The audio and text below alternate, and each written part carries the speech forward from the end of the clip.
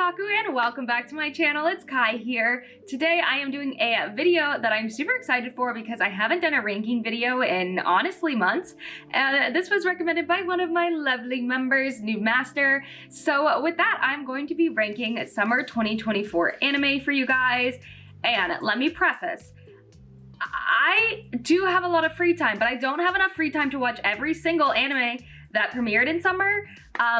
So I did cut out any ones I wasn't interested in, like for example, True Beauty. I didn't really like the manhwa or the webtoon and I couldn't finish it, so I didn't watch that. But it also means that I pretty much just watched 1 to 3 episodes of every anime I'm talking about. And then obviously if I really enjoyed it, I kept going. So I think that's enough explanation. And with that, let's go ahead and get into ranking summer 2024 anime. So we have 20 anime to look at today, starting off with Theater of Darkness. This one is a really interesting one. They're only about 5 minutes a piece, and I think it's perfect for Halloween. It's basically this man in a yellow mask goes to a playground every evening at 5 p.m. and tells the children a ghost story. There is only one thing worse than a rapist. Boom. A child. No. Or just a spooky story that is based on Japanese myths. With that in mind, I really like that it's like a picture book, or not a picture book, but almost like paper theater. I think that's really interesting and unique. Would I give it an S or an A tier? I don't know. It's such a quick watch that it just feels like it's worth giving an A. I also just think because I watched it recently and I've been wanting to get in the fall spirit, that is definitely gotta go A. Next up is the Elusive Samurai. This was a hidden gem for me. It's essentially about a young samurai whose whole clan is destroyed, and unfortunately for him, he is not very good at any fighting skills or anything like that, but he is very good at eluding his enemies, and so with that, they create a fighting style based on that. Ricky, when I catch you, Ricky. Ricky, when I catch you, Ricky. He gets to grab more people along the way as he fights to reclaim his village or his kingdom. I don't know what it's called in feudal Japan, I apologize. Take a look, it's in a book. With that, I absolutely have been loving this anime. This is one I've been watching weekly. My only thing with this anime is it has some of the most beautiful animation I've ever seen, and at the same time, they use the most god-awful CGI. Oh, great heavens! I think because the animation is so amazing that the CGI is just that much more jarring. It's kind of like Blue Lock, but it, again, has so much... I'm torn between S tier and like the very, very tippy top of A tier. I'm not changing my answers whatsoever, so once it's on there, it's on there. S tier, I feel like it's got to be like the tippy top of the top, but it is so good. What to do? I'm so indecisive that these videos give me anxiety, but they're so fun. I'm gonna put this S tier. I think this might be one of my favorites from the summer 2024, personally. So yeah, I'm gonna go ahead and put it S tier because it's not overall anime opinions. It's just based on what I have here. So yeah, of these options, S tier. Next up is Tower of God Season 2. We continue our journey with Bam as he continues to climb the tower. However, after being pushed off, he has become almost an entirely new person. Oh my god, you've gotten fat. And with that, he has to learn to trust people again and different things like that. I've really been enjoying where the story has been going. My only complaint is they got rid of that really unique webtoony art style and kind of made it more generic. And because same issue with Elusive Samurai, I've really been loving it, but is it S tier? Is it S tier? I'm gonna go ahead and say it's S tier. It's another one I've been watching weekly. Next up, Suicide Squad Isekai. What happens whenever the Suicide Squad, which we all know is very, very popular in the States, gets transported into another world with the orcs, elves, and all the other fantasy creatures? Attention all fairy tale things. Well, that sounds interesting, but I didn't really like it that much. I thought it was pretty mid. I only watched 1 episode. I don't know if it's because I don't know what the issue is. I'm definitely gonna give it I feel like B is mid. It wasn't the worst thing, but I definitely feel like it was very generic. Like, it was a very generic isekai with characters I know, but I wasn't super invested in. I think Harley Quinn was the best character. I think they did her and portrayed her very well. It just wasn't for me. I just didn't find it intriguing enough to continue. So yeah. Next up is Shy. I don't know why more people aren't talking about this superhero anime, but it's essentially a girl whose superhero name is Shy. She is Japan's only superhero, and she's very, very quirky, very shy as the name implies, and she has to go about becoming a superhero at a young age and the struggles and emotions that brings when you can't save everybody, or when you save somebody but they get hurt, and different obstacles along the way as people's hearts and the darkness inside them start to manifest. She must stop them. I really love this. I think Shy is such an adorable MC, and I think we're really, really starting to see the age of female protagonists, and I've really, really been enjoying that. It definitely is going to be top of A tier. I wouldn't give it an S tier, but I definitely think more people should watch it, and I'm sure you'll hear me talk about it in a future video, because I do love it that much. My dear friend Nokotan, this was a fucking fever dream, excuse my language. First of all, I love the Chicken Nuka Nuka Nuka Dashtanda part song. I found that from TikTok. I didn't know it was from this.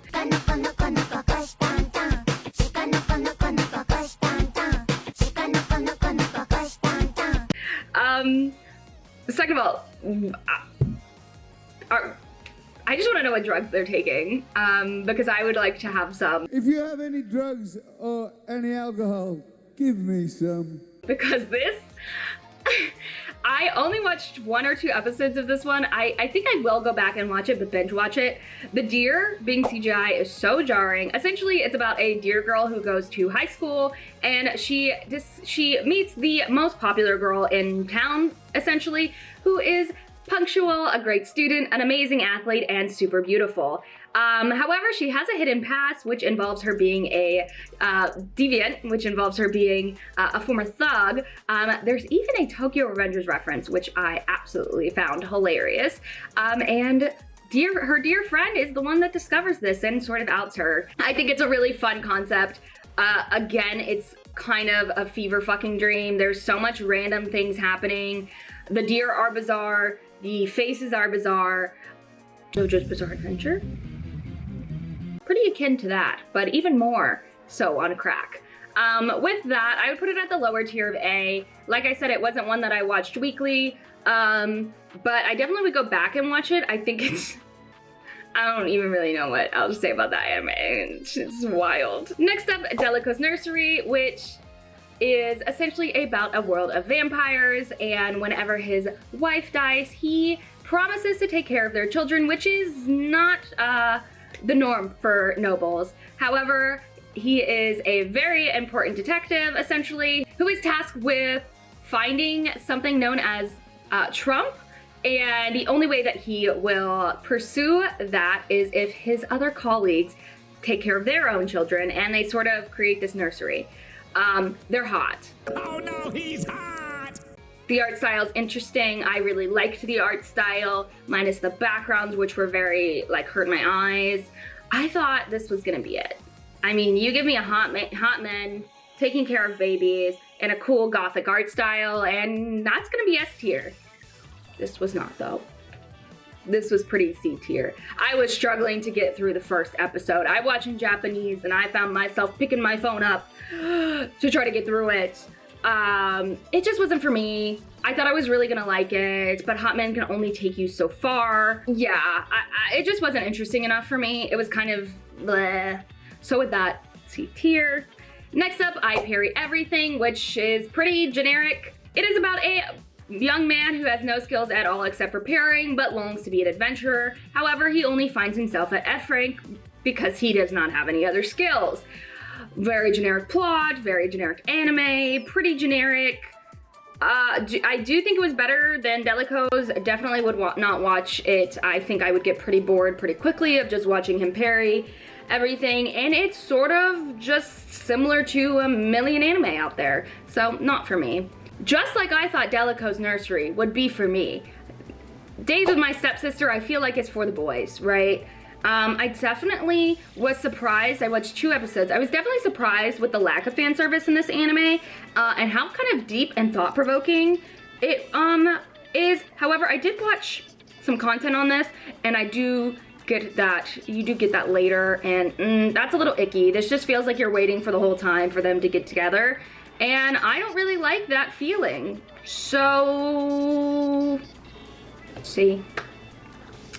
With that, the next one is Alya hides her feeling in Russian. I thought this was gonna be it. Sun, I don't know if you're a male or female, but the way that this anime is written feels like it is written by a man.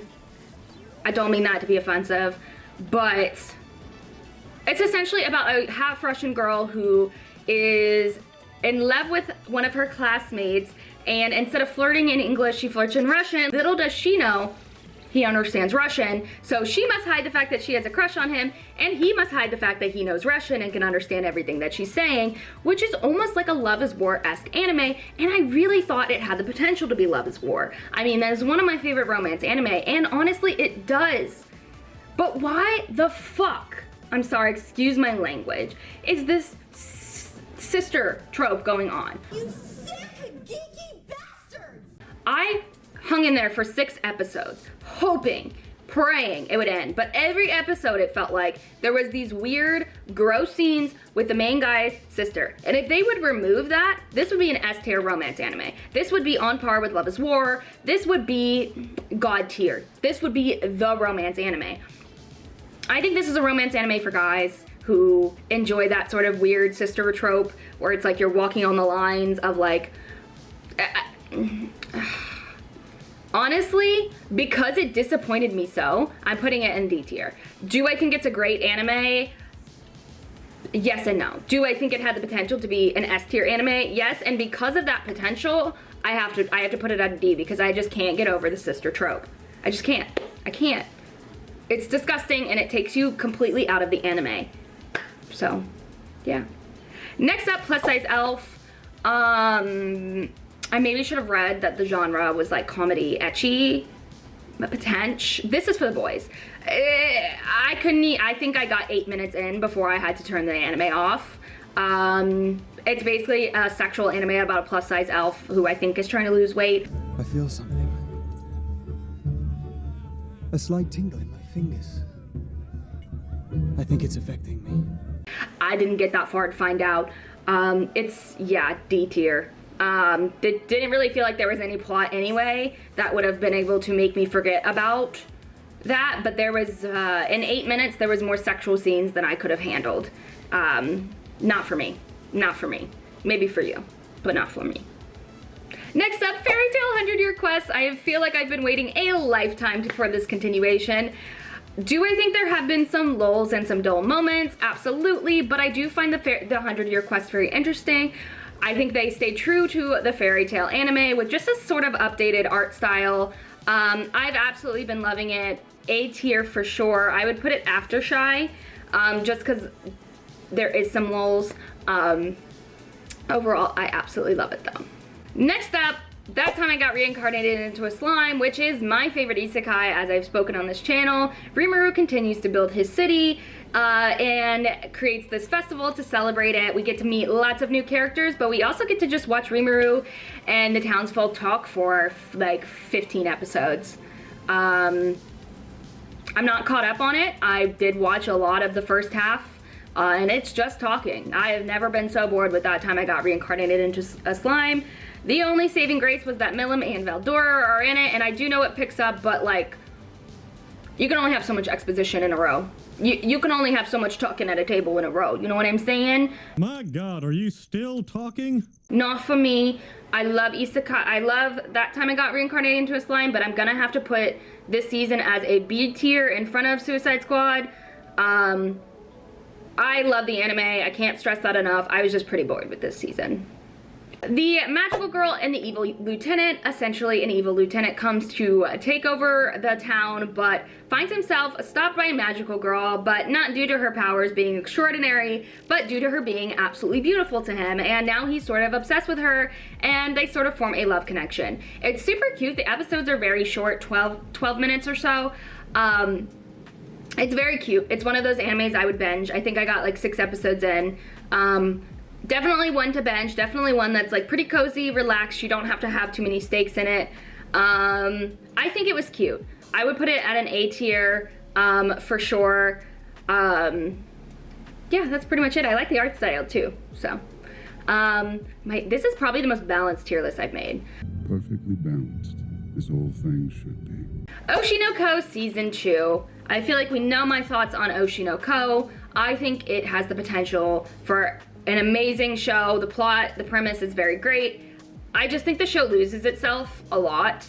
I think the stark contrast between episode 1 and episode 2 of the first season is insane. This season, their saving grace is that one producer guy with the half black, half white hair. I will say that. She's, very nice. But it doesn't really feel like, I know the reason why he's doing this stage play is because of but it doesn't really feel like it's that much of like a mystery, that much of trying to solve her murder. It's very distracting. It just feels like an idle entertainment sort of show. So personally, I would put it at the end of A tier, beginning of B tier. If it followed the premise, it would be great, and if it just got rid of the premise and followed whatever this entertainment idol type stuff is, it would be great. But because it's sort of mixed and match, it's a little bit annoying for me, because I do like the dark, spooky, time travel-y type stuff like Erased and Summertime Rendering. So that's that. Next up, Spice and Wolf, the remake. I can't remember the full title, sorry. I think this is such a perfect fall watch, not just because she is an autumnal sort of representation god thing, but I just think it's so super cozy. I love the romantic relationship. It's a romance between adults, which you don't get often, so it's nothing to sneeze at. I really enjoy this. It's essentially about a wolf god who falls in love with a traveling merchant and their journeys together as she tries to make it back to her homeland, I believe. But I really enjoy this. I would put it at the top of B tier. I don't think it really is as enjoyable. It's enjoyable in a different way than like Shy, Fairy Tail, Theater of Darkness, and Oshi No Ko. And honestly, I kind of want to switch it with the Evil Lieutenant, but it's kind of too late. Either way, I think it was very good. Next up, No Longer Allowed in Another World. This was another one where I thought this was going to be for me.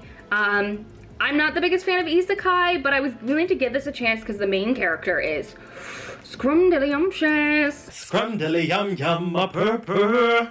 He is so attractive. He's moody. It's essentially about a man who tries to commit double suicide and instead is transported into another world after being hit by good old Truck-kun.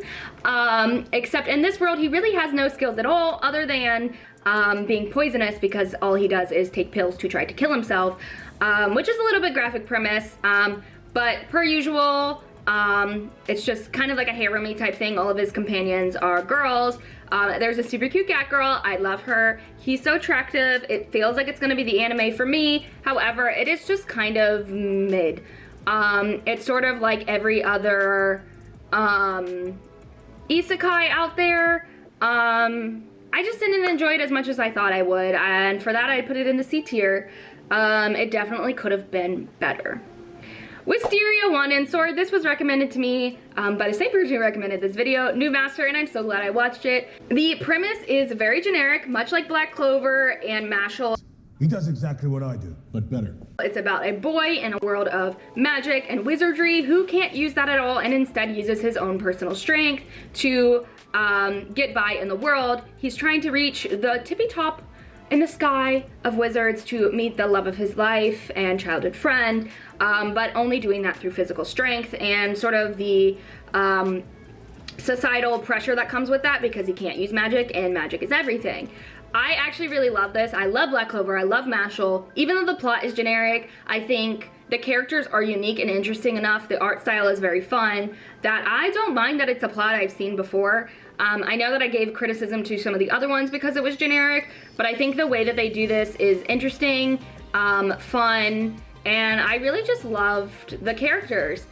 So for that, I'm putting it at S tier, the bottom of S tier. I did like it a lot. I actually ended up binging and catching up in one night because it was so good.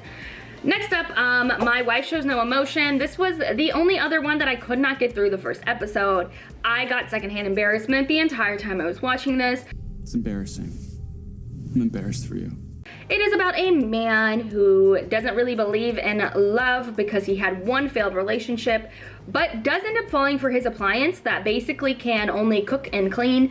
And I think it's a lot of men's ideal woman, for sure. And so he marries this appliance, only meant to cook and clean. I'm sure there is more in it. She does end up like showing sort of some things into the way of her falling in love with him somehow, even though she's just an appliance. But again, I got secondhand embarrassment the entire time I was watching this, and I simply just could not. And is it better than Plus Size Elf? Absolutely. Alya is way better, but again, I had to drop it for that trope.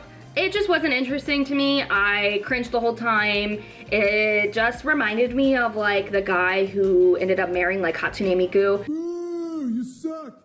Which is just embarrassing. But if this is for you, pop off. Pop off. It's just not for me, okay? Last but not least, it's the very long title. It's like the Ossan Newbie got trained by the most powerful party. Blah, blah, blah, blah, blah, blah. The title on the screen. This was actually very surprising for me. I actually did really enjoy this. I have been watching it weekly since I picked it up.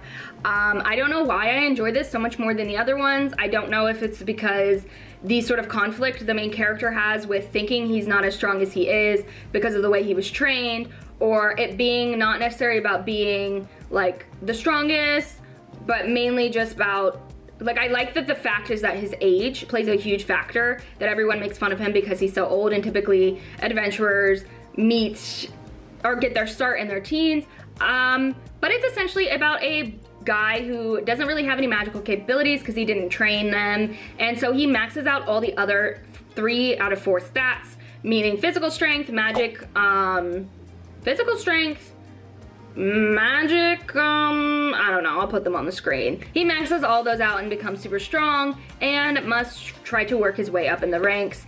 I'm putting this, I don't think it's S tier, but I do think it's pretty much right after Fairy Tail. I did actually really enjoy this. I thought it was entertaining. I think the conflict is interesting enough that even if it's generic, it feels very fresh and it feels very new. I really like the characters. Like the vampire girl reminds me a lot of Milam. And I also want to say, the elf, the half elf, half dwarf guy, when he pulled out the blicky bro, when he pulled that, I was stunned. The woman was too stunned to speak. And that's when I knew this was gonna be pretty good. It does feel a lot like an isekai without being an isekai. It's a very good fantasy one in my opinion. If you like adventurer type anime, where the character is not like everybody else, but sort of the main twist is that he's too old to be like everyone else, I think you'll really enjoy this one as much as I did. And yeah, we did all 20, yay! This is the most balanced freaking tier list I've ever done. I'm so proud of myself. Anyway, yeah. And with that, that's me ranking the summer 2024 anime. Obviously, there was tons that I didn't get to, just like I said, but for sure, let me know in the comments down below what your biggest hits were and your biggest misses were, because I'm super interested to know. And maybe if I didn't get a chance to watch them, I will pick up your hits and see what they're all about. And if you guys want to see more videos like this, maybe ranking the fall 2024 anime, definitely let me know by giving me a thumbs up and letting me know in the comments down below. And with that, if you want some more of me, feel free to check out this video or this video, and I'll see you in my next one. Bye!